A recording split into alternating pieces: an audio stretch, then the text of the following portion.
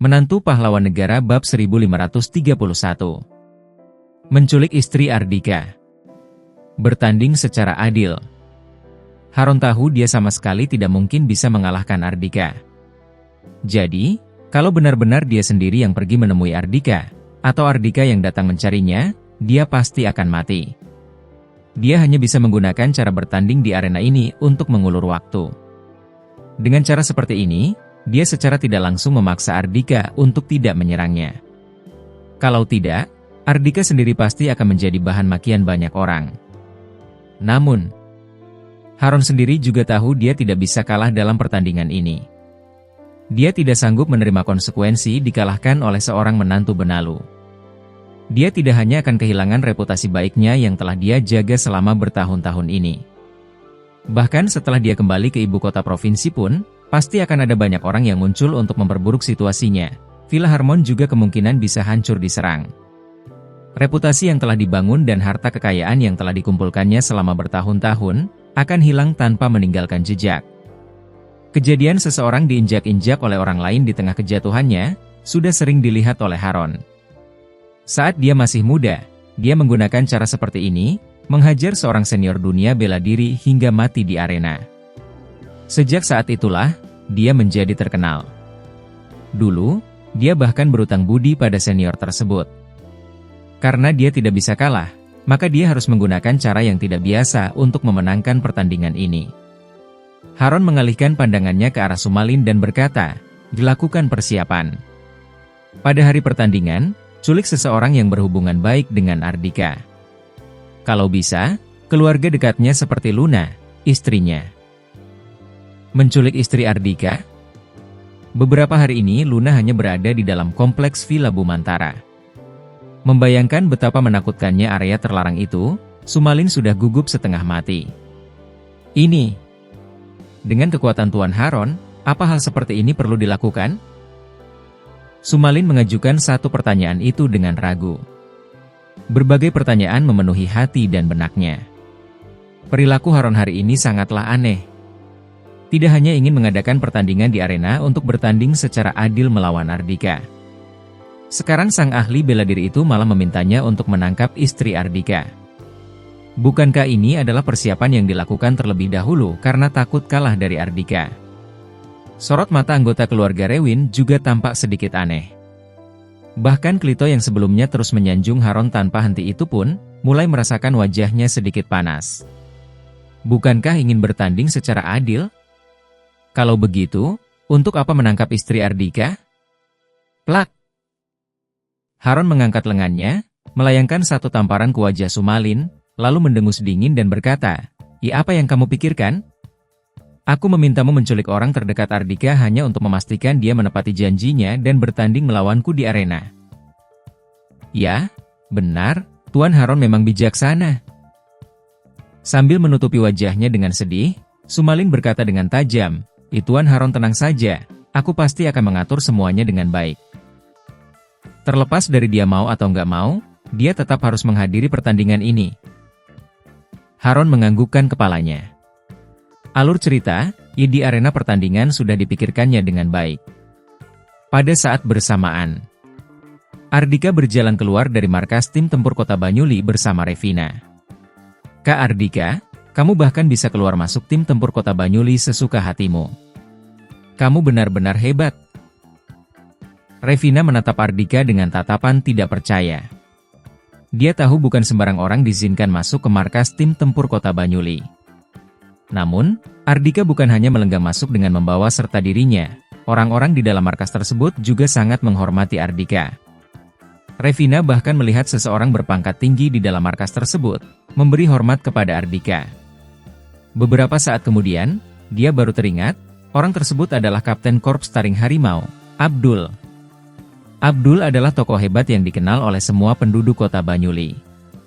Selama beberapa waktu ini, berkat penampilannya yang baik dan kerja kerasnya, akhirnya pangkat di bagian bahu Abdul sudah berubah. Revina terkejut bukan main.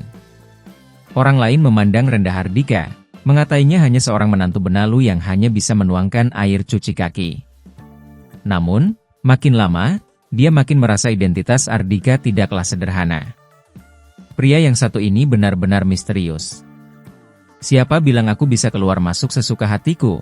Identitas tetap harus diperiksa. Jangan mendeskripsikan markas tim tempur Kota Banyuli seperti pasar. Ardika berkomentar sambil tersenyum. Setelah mereka meninggalkan kediaman keluarga Rewin, dia langsung membawa 7 bilah dan serigala ganas ke markas tim tempur Kota Banyuli. Karena 7 bilah dan serigala ganas memberitahunya, penyakit mereka bisa kumat sebulan sekali. Saat penyakit mereka kumat, mereka seperti kehilangan kesadaran mereka. Mereka takut akan melukai orang-orang tak bersalah dan menyebabkan pembunuhan besar-besaran. Bab 1532. Bertanding secara adil.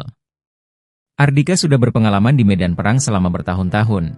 Baik orang aneh maupun hal-hal yang aneh sudah sering ditemuinya, jadi dia tidak terkejut. Dia sangat tertarik untuk mengetahui situasi kedua orang itu. Karena itulah, dia langsung menyerahkan 7 bilah dan serigala ganas kepada tim tempur Kota Banyuli, agar pihak tim tempur sekalian melakukan penelitian di saat memeriksa kondisi tubuh kedua orang itu. Itulah sebabnya mengapa Sumalin mengatakan mereka berdua seperti sudah menghilang di telan bumi. Jangan banyak berpikir lagi, aku akan mengantarmu pulang dulu. Ardika menepuk-nepuk kepala Revina. Revina berkata, "Ika Ardika, aku ingin menjenguk staf-staf yang sedang dirawat di rumah sakit." Oke. Setelah mengantar Revina ke rumah sakit dan meminta Levin mengirim orang untuk berjaga, Ardika baru pergi.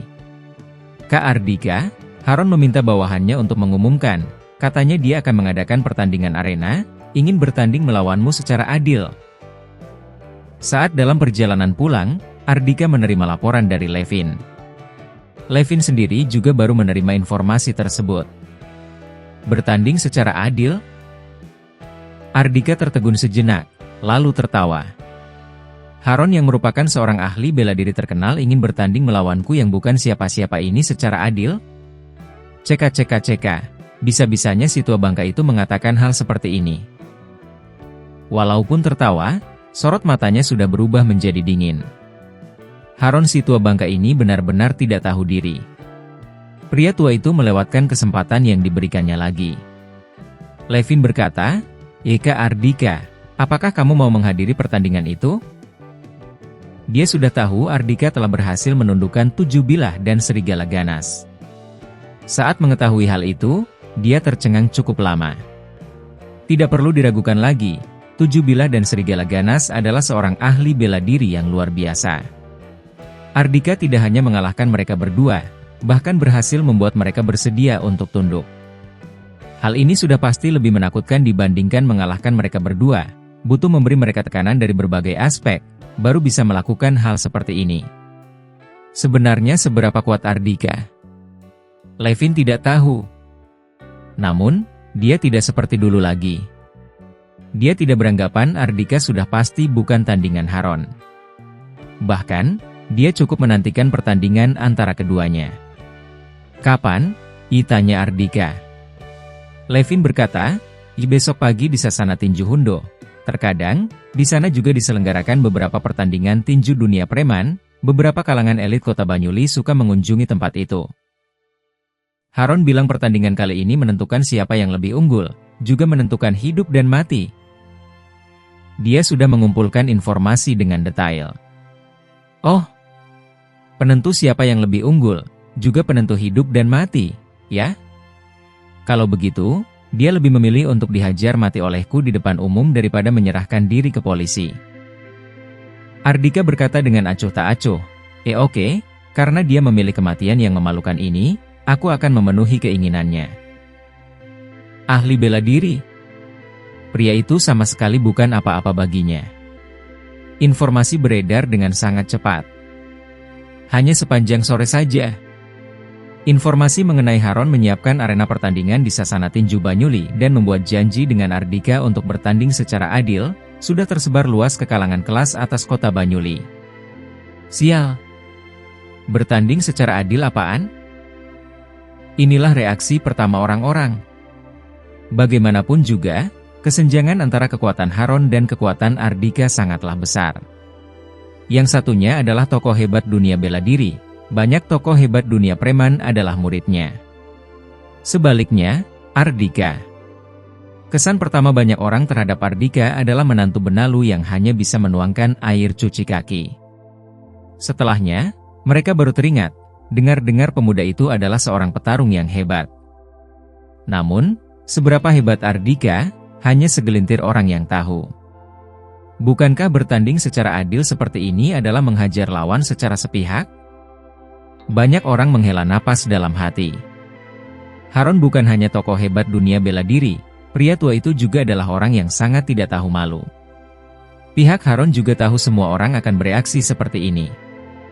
Karena itulah, mereka mengungkapkan pencapaian Ardika selama beberapa waktu ini. Melumpuhkan 4 King Kong, murid andalan Haron. Melumpuhkan Jafur, keponakan Haron. Sebelumnya, hanya segelintir orang yang mengetahui pencapaian-pencapaian Ardika ini. Begitu terekspos, semua orang langsung gempar. Bab 1533. Reputasi sangat penting. 4 King Kong. Mereka adalah 4 orang dengan kemampuan paling luar biasa di antara sekian banyaknya murid Haron. Di ibu kota provinsi, boleh dibilang mereka juga adalah tokoh hebat yang disegani. Sebelumnya, katanya mereka bahkan membuat keributan di grup Lautan Berlian. Sang Raja Preman, Tina, bahkan tidak berani menyinggung mereka. Ardika mampu melumpuhkan keempat orang ini, itu sudah cukup untuk membuktikan kekuatannya sangat luar biasa. Karena itulah, Haron membuat janji untuk bertanding melawan Ardika, tampaknya juga tidak bisa dibilang sebagai penindasan. Namun, sang ahli bela diri itu menyiapkan arena pertandingan, ingin bertanding melawan Ardika secara adil. Hal ini secara tidak langsung menunjukkan bahwa Haron sangat percaya pada kemampuan diri sendiri. Kalau tidak, dia tidak mungkin mempertaruhkan reputasinya selama puluhan tahun untuk bertanding melawan Ardika. Bagaimanapun juga, kesenjangan identitas dan kedudukan antara kedua orang ini sangatlah besar. Yang satu adalah ahli bela diri ibu kota provinsi. Sedangkan yang satunya lagi. Walaupun berbagai kejadian sudah membuktikan bahwa dia bukan lagi seorang pecundang, melainkan pengelola grup Bintang Dharma sekaligus merupakan petinggi perusahaan investasi Gilra. Identitas dan kedudukan Ardika tetap berbeda jauh dari Haron. Tidak aneh kalau Ardika kalah dari Haron. Begitu Haron kalah dari Ardika, suasana pasti akan gempar. Karena itulah, semua orang beranggapan bahwa segala sesuatu benar-benar sudah dalam kendali Haron. Sang ahli bela diri itu sama sekali tidak menganggap serius Ardika. Malam ini, berbagai rumor beredar di kalangan kelas atas kota Banyuli. 7 Bilah dan Serigala Ganas yang mengalahkan 60 pengawal dari keluarga Unima, keluarga Yendia dan keluarga Remas hebat, bukan? Tuan Haron mengalahkan mereka berdua pada saat bersamaan hanya dengan menggunakan satu jurus, ya? Nggak hanya mengalahkan mereka, Tuan Haron juga menundukkan mereka. Jadi kali ini 7 Bilah dan Serigala Ganas baru ikut bersama Tuan Haron ke kota Banyuli untuk membantu Tuan Haron. Untuk melakukan hal seperti ini, butuh kekuatan yang sangat besar. Jadi, pertandingan arena kali ini, sudah pasti Tuan Haron yang menang? Tentu saja. Memangnya kenapa kalau Ardika melumpuhkan 4 King Kong? Bisa mengalahkan murid Tuan Haron, bukan berarti dia bisa mengalahkan Tuan Haron. Ya, benar.